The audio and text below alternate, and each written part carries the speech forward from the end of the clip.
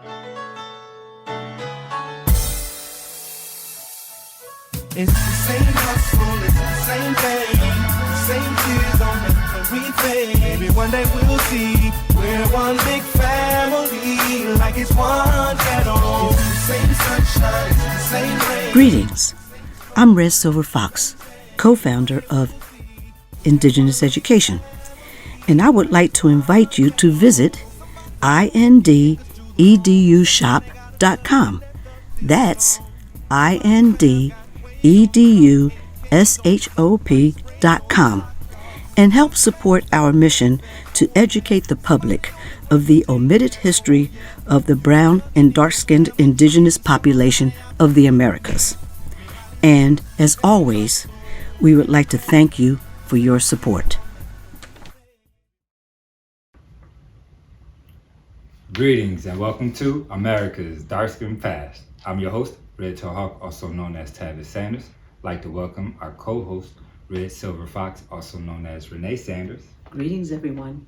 And today we're going to be taking a look at Pocahontas, Jamestown, and the Powhatan Confederacy. You know, I think it's a really important story for us to tell. If you know anything about American culture, you know that the Pocahontas story itself has been turned into cartoons and movies and coloring books. And, you know, as a matter of fact, it's actually quite a good market for somebody that's interested in, you know, selling that image and that story as a part of so-called American history, right? And so, you know, that particular story itself, you know, first I like to acknowledge that my mother and I, you know, both have indigenous blood that extends from the North Virginia, Maryland area. So we're sharing our ancestral history here. And we also want to acknowledge that, you know, most of the stories and most of the information that we know about Pocahontas is from cartoons. You know, and so, you know, if you think you know Pocahontas because of, you know, Disney, then, you know, we might need to revisit this story again. Oh yeah, most definitely. And so, you know, wanted to share my mom with y'all and, you know, share her perspective. Always going to get into some of the historical facts, but what do you want to share about, you know, the story itself before we actually get into the facts? Well, we know that American history has a lot of embellishments in it, okay? And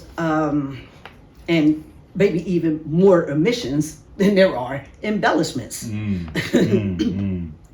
So what we have to do is we have to piece together these stories so that we can get a more comprehensive picture about what was going on during those times. So what we are going to be doing, we're going to be using some of the Mattaponi tribal history and intermingle it with the history that we already know. And again, trying to get a deeper understanding of this. We know this through their tribal historians that are called Keokros. And it's their responsibility to pass information down accurately. Okay, and you know, to make sure that we show honor and respect to our traditions and to our, you know, our culture, Keokros, you know, they weren't just, they were spiritual leaders and they weren't just historians, but they're also very important members of the community at large. Oh yes. A lot of people went to them. It says they were they were political advisors, they were also the village advisors, you know, so the elite and the normal commoner would go and get information and seek assistance from them. It says that they were medical doctors, you know, and sometimes, you know, the shaman and things like that. And so all of this was encompassed into individuals that was trusted with sharing this information. Yes. And this is where we get a lot of the indigenous information from, or at least their side of the story. Yes, yes. Our side of the story. Yes. Okay, so let's find out some of the features of the story that they omitted or embellished, or even the Disney fanciful side of the situation. Well, the first thing that I want to acknowledge is that when the Europeans were arriving here to the Americas, that they were arriving to structured chiefdoms, okay? And these chiefdoms were led by a paramount chief, which was over everything, which would have been several villages, several communities, things like that. Okay, and then there were lesser chiefs that maybe were in charge of a village, and the paramount chief was over them. The lesser chiefs were over maybe petty chiefs, and so again, and so the hierarchy was built in that manner. And as part of my mother and I establishing this, I reference the chain of command similar to the structure of the United States government for individuals that want to compare. They had a president, and then they may have had a governor of a particular region, and then you have your county commissioners or your mayor of a particular city. Yes, the more local. More so, that's something that we might be able to look at and ask ourselves the question: did they structure their government off of the governments that were already here, which we call chiefdoms?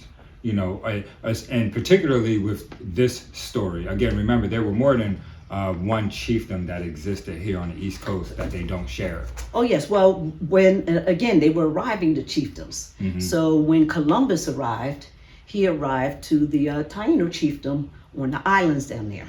When Menendez, he arrived to the Wali chiefdom, which was on the Georgia, South Carolina coast. And then when the British arrived, or when the English arrived, they arrived to the Powhatan chiefdom or the Powhatan Confederacy.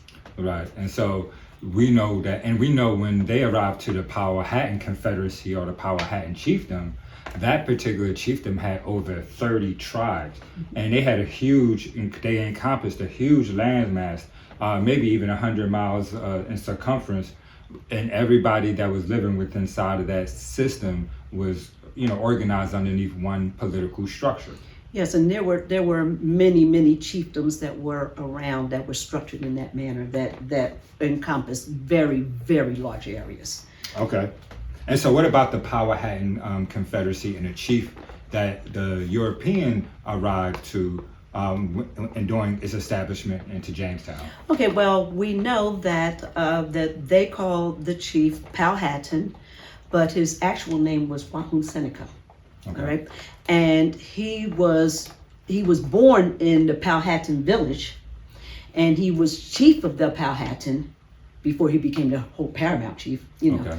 And so his title was Wirrawokamo Powhatan.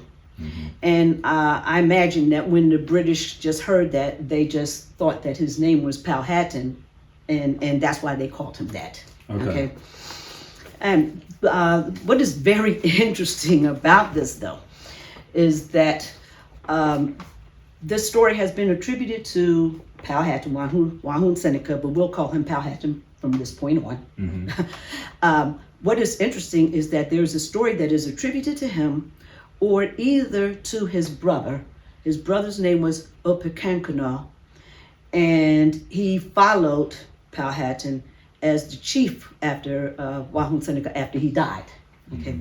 Now, the story goes is that in 1560, that the chief, the son of a chief, was captured from the Chesapeake Bay area. The Spanish were traveling up and down. They had just established St. Augustine, and they wanted to establish another colony further up the coast so that they could protect the entire East Coast of the United States from other people, from the British, from the French. So they wanted to set up these colonies and then put missions, things in between to keep everything safe. So they went to the Chesapeake area and they captured the son of a chief. And around 1560, and it is said that they kept this chief for about 10 years. They moved him around. The Spanish, the son of the chief. The son of the chief. Yes, the Spanish called him Paquiquineo. Okay. And so again, you can maybe see the resemblance between that name of Paquiquineo, the language and the different speaking of the language. So I think that we could maybe assume that that this was the person that the Spanish captured. Okay. Okay. Okay. Now they kept this chief's son in. They captured him and kept him for 10 years. During those 10 years, he got moved around from when they were trying to establish their little missions down in Mexico. They spent time in Mexico. He spent time in Cuba, and he even spent some time in Spain. After the establishment of St. Augustine in 1565, again, the Spanish, they're trying to figure out where they're going to put their other post. And since they had this gentleman who they now Christianized him and they baptized him, they gave him the name Don Luis de Velasco. I think that's what his name was. Okay. Yes. Okay. All right. Yeah, they gave him that name. And then they decided that they were going to return him back. They taught him enough. They taught him the language. They taught him Christianity. So now they expected him to go back to his people and teach the language and teach them Christianity. So they came back around 1570 and returned him back to his people, and they tried to set a mission up very close by. The mission was there maybe for a few months. The gentleman now, who is now much older now, okay, well, he was 10 years older. Okay, so now they said that he was maybe 16, so now he's a young man now. He's like 26, 27 years old. These priests, they did not like his behavior when he went back to his people. Excuse me. They said that he was starting to revert back to his old ways. Okay, and of course, the son of this chief, he's not paying any attention to that. He's back with his people. So he decides he is going to kill the priest. And so he kills the main father. His name was, they called him Father Juan Batista de Segura. That was his name. They killed some other lesser lay chiefs. Priests. Okay. And it says that they only left like one young man. He was like 17 or something like that they left behind. After that, the priests, they left. Those were Jesuit priests. They left. They did not come back for quite a number of years. Okay. They got chased away. And so, you know what, we'll do another show on Jesuit priests and their situation here in America another time. But with that, you may have been familiar with the name, the San Juan Bautista, which is actually the name of the ship that we talked about in the last show, which with regards to 1619 and the explorers. You know, that is the ship that the treasurer and the Dutch man of war raided as a part of them bringing then the 29 Negroes into Jamestown in 1619. Yes. Now the name of the ship, I just want to say the name of that ship was called San Juan Bautista. Okay. But again, San meant saint. Saint. Okay. So they're trying to saintanize yes. this priest that had just been killed by one of the Powhatan chief's son. Yes. And this is in 1560. That happened around 1570. Yeah, somewhere around 1570 after he got returned. Okay, and so we want to push pause here for a minute and take a small break. But one thing that we want to do during our break is share some of the history of the European contact with the Wali chiefdom that was happening right before the European contacts with the Powhatan chiefdoms. And we'll explain why those things are important as we move forward. So we'll be right back with more America's Dark-Skinned Past. Greetings, and welcome to Indeed's Moments in Indigenous Education, which focuses on historical facts which have been omitted or forgotten. Please join us for today's topic.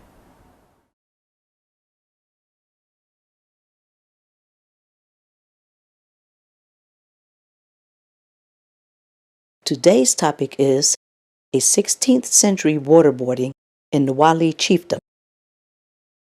The Wali were the indigenous people who resided in what is now coastal Georgia, and they were one of the first missionized tribes on what became the mainland United States.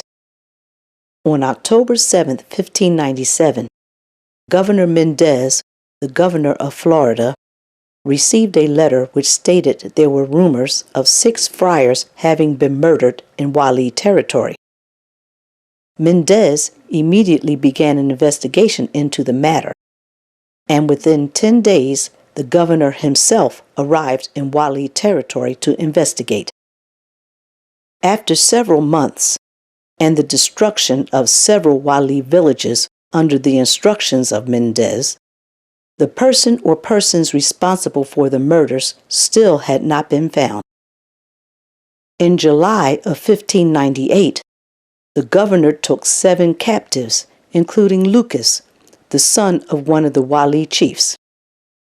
Mendez, believing that Lucas was involved in the murders, ordered his torture. Here is that description. Lucas is to be put to the rack, with his feet and hands bound. 2 garrotes are to be tightened around each leg, one over the thigh and the other around the calf just below the knee. 4 quartillos of water are to be poured into his mouth and nose, over a thin piece of cloth placed inside Lucas's mouth. End quote. After the threat of torture, Lucas confessed that he was present when one of the friars was killed. Lucas, however, was found guilty of murder and was hanged, and the other captives were made personal slaves among Spanish officials. Lucas was the only person convicted in the murders of the friars. You have just finished watching Indeed's Moments in Indigenous History. Please join us next time. Peace. Welcome back. And so, that story just elaborates and just shares with us some of the issues that the other indigenous population a little bit further south were dealing with. And again, this is the Spanish and the Wali chieftains. The Spanish had some dealings with the Powhatan Confederacy. It didn't go well for the Spanish. And so now, it's 30, 40 years later. And what's interesting to me is that, again, it would explain, if you know anything about the story of Jamestown, of the Powhatan Confederacy and the formulation of Jamestown, you know that initially it was a very friendly relationship. And I attribute that friendly relationship to the Powhatan chiefs having this, first of all, they speak languages now because, one of their sons, and which is now the chief, has been with the Spanish. He's been all over the place, and so he's familiar with the way they conduct business. Mm-hmm. And so now they're saying, okay, remember everyone, the English and the Spanish are at war.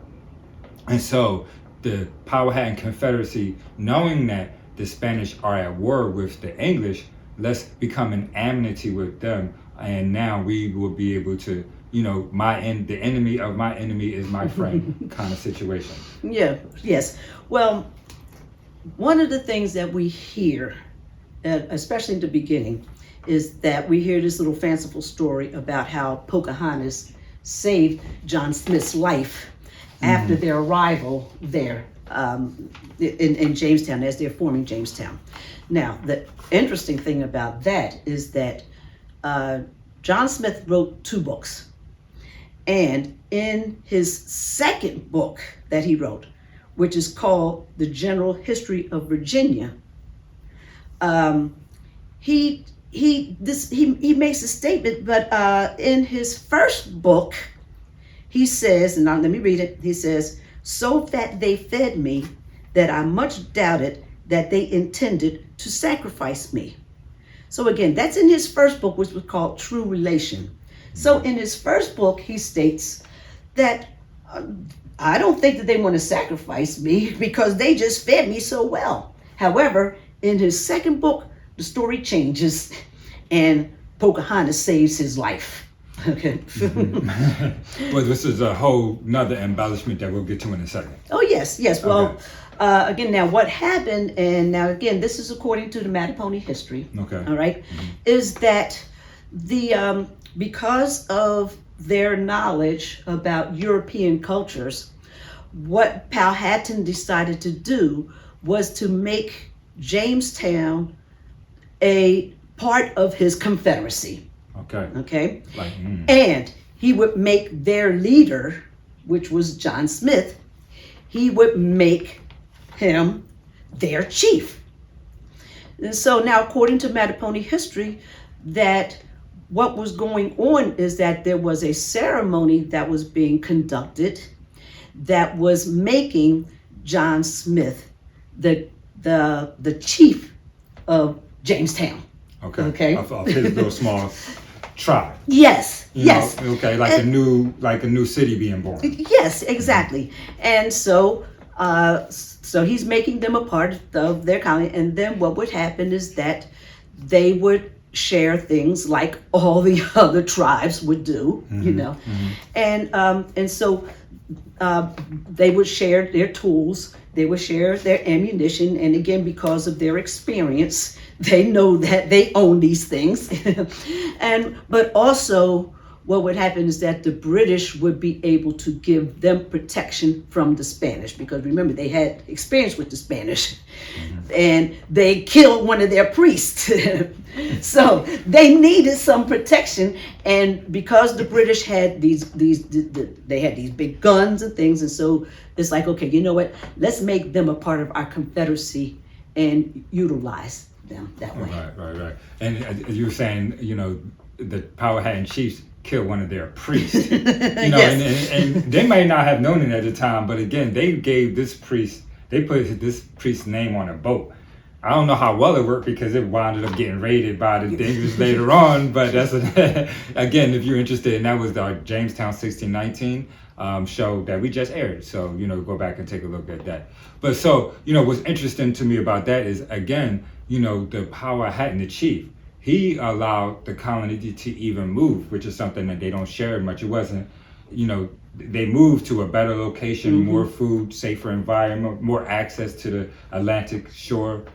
So, you know, it was Fish and yeah, so they could have a little bit more food. right. And So that's not something that you offer to somebody that you're about to sacrifice. right. You know, again, and you know, something that we mentioned, I'm not sure if I should be mentioning it now, is the age of Pocahontas doesn't really match up either, because of the ceremony of that what they were doing. Children aren't allowed in ceremonies. Right, exactly, yes. And so at that time, they were still saying that she was maybe about 10 years old, maybe between 10 and 12. But still, she would have been too young to attend a ceremony in that manner. Right. And no point is feeding somebody your food if you won't chop their head off afterwards, right? Or save the food and give it to somebody else. Right.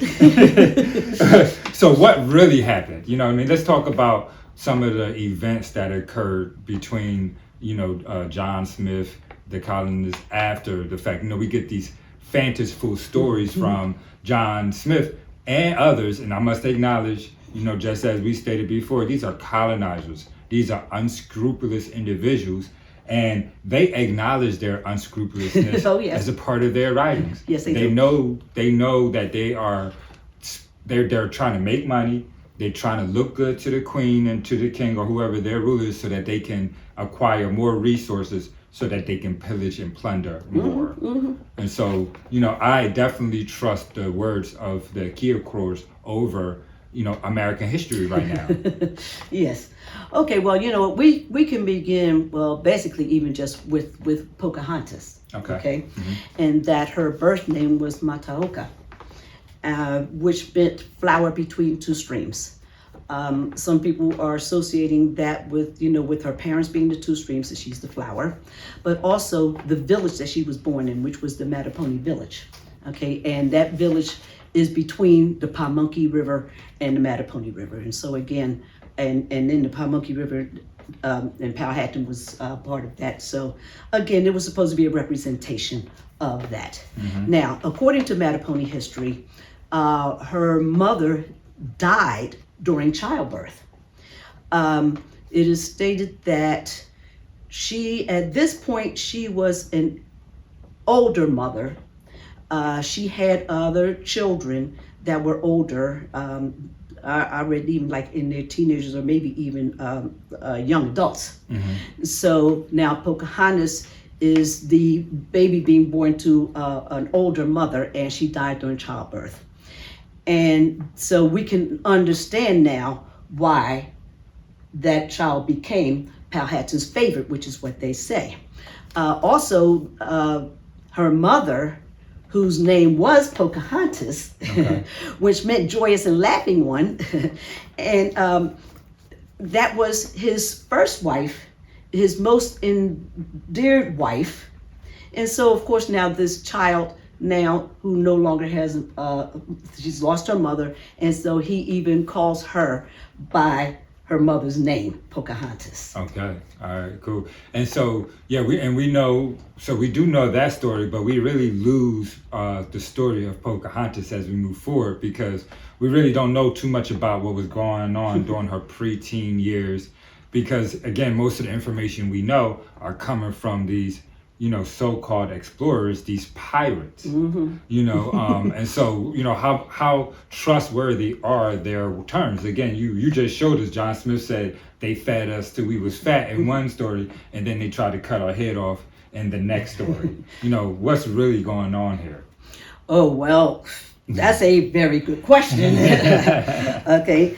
And in one book, and I am going to have to read these words, okay, because this is a quote. Yeah, definitely. And it says, during the year 1612, and so again, this is a few years after Jamestown got established around 1607. They had their starving time, and so now they've been there for a couple of years. Okay, so now they got a plan that they're going to make. Okay, and it says, wait 1 second before you start that plan.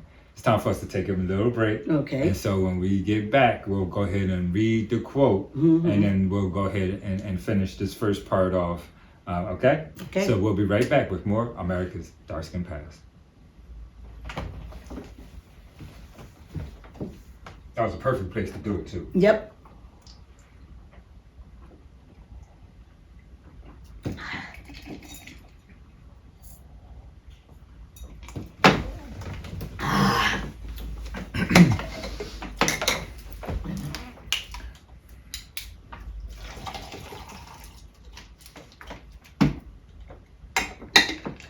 Okay.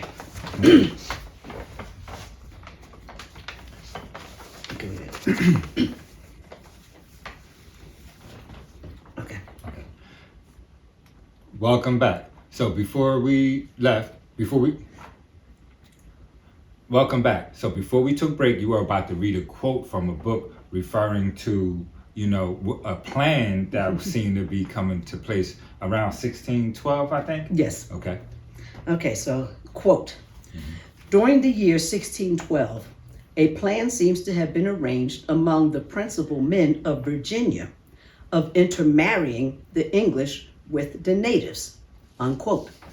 Okay, now, at this point in time, it seems like this plan was only one way, because it was not referring to the people who had gone off into the Powhatan Society and had stayed there.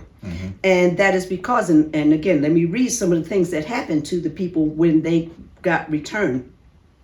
It says, some he appointed to be hanged, some burned, some to be broken upon wheels, others to be staked, and others to be shot to death.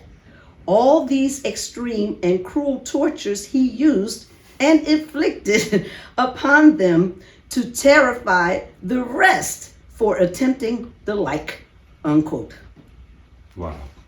But it goes further. Okay, well, it does go further. Let me just explain a little bit. Now, the he, because I mentioned the he there, okay? Now, the he mentioned there is a gentleman by the name of Sir Thomas Dale, okay? Sir Thomas Dale, of course, he got knighted because he was a sir, all right? He was the captain in the English army, okay? And he is now the deputy governor of Jamestown. Okay? And I just would like to point out again, soldiers, pirates, these are not, they're not diplomats. These are not statesmen that are establishing colonial America. These are brutal military soldiers tasked with a job, and whomever will not fall in line will fall into servitude. And again, and I'm stating that, and normally we state that from an indigenous perspective, but right now we can see the brutality that they placed upon their own collective groups for not so-called following our rules. Now, the Dale codes. Yes. There were again. He established what was called the Dale's Code, which was an authoritarian set of rules. All right, now I'm just going to read what happened if you didn't go to church. If you didn't go to church, you had alone go messing around with some Indians, right? Okay. Yeah, this is just church. All right. Okay. Every man and woman shall attend church service on Sunday morning and afternoon. Non-attendance will result in loss of provisions and allowance for a whole week on the first offense. For the second offense, he or she shall lose their allowance and be whipped. For the third offense, he or she shall suffer death. For not attending church. For not attending church. Okay. And so these are the tactics that they're using against their own people to have, to keep their colony alive or whatever. It's probably bad, and I'm sure that Indians had more food, just to say the least. But also with that, we know that not long after they start instituting these things, that they kidnapped Pocahontas. Yes. Now, those details, of course, are very speculative. Wait a second. Now, hold on. Wait a second. Now again, these are the laws for not going to church. But then again, there's also we need to marry into the indigenous women. And so, they implement, okay, look, we have to marry the indigenous women. The rest of the colony is not allowed to mess with the indigenous peoples at all. And if you don't go to church, we're going to kill you. And then they steal Pocahontas? Hey, well, maybe they had some other plan there. Okay. Maybe right, so. Right. Okay, but again, we know that she got kidnapped. Again, the details around that, there's several different stories, okay? But what we do know is that she ended up on the ship of Captain Samuel Argyle, okay? Now, Samuel Argyle, captain, he was a pirate, okay? And he became the eventual governor of Virginia, okay? And it was this gentleman that put Pocahontas on his boat, okay? He first... Oh, wait a second. Just to share little tidbits of information. What was the name of that boat? Okay, well, it was called the Treasurer. All right, and if you're familiar with the Treasurer, that was one of the two ships that raided the San Juan, that brought the 20 and odd Negroes to Jamestown in 1619. But we're not to 1619 yet, so go ahead. Right, but again, yes, Captain Samuel Argyle was the captain of that ship. He was the owner of the ship. Now he was the ship captain at first. He didn't own it, initially, but then he did own it, and then we read about it. So later. Argyle takes Pocahontas, and they hold her on the ship. And yes, they hold her on the ship, and what their reasoning is that they wanted to get their men back, along with the tools and guns and ammunition that the Powhatan had in possession of them. Okay. So we know that Powhatan did send some things back. Okay, and it says that they received 3 pieces, 1 broad axe, along with saw, and a canoe of corn. Okay. However, Pocahontas was not returned, which is what they said. Again, they said that they were holding her for ransom. They also 7 men, I think, that they did send back. Okay, and these men, they claimed that they were so glad that they were back with their people. Okay, that's what is written in the books. Okay. And so to us, it seems to us that just is very strange that a plan to marry into the indigenous women would come about, and then it's not long after they kidnapped the chief's daughter. And however, we're gonna have to leave it here for now because this is the end of this show. But next week we'll be back and we'll pick up from here and we'll start to get into the story of the kidnapping and some of the other background stories to explain why she may have been kidnapped in the first place. Okay. All right, so thanks for tuning in. We hope to see you next time. We would like to thank our sponsors, the 215 Guys, Philly's go-to website agency for small businesses. Queens United Holistic, located in the 1000 block of Warrior Road in Drexel Hill. And while you're there, don't forget to pick up your copy of Revealing America's Dark-Skinned Past, Volume 1 and 2.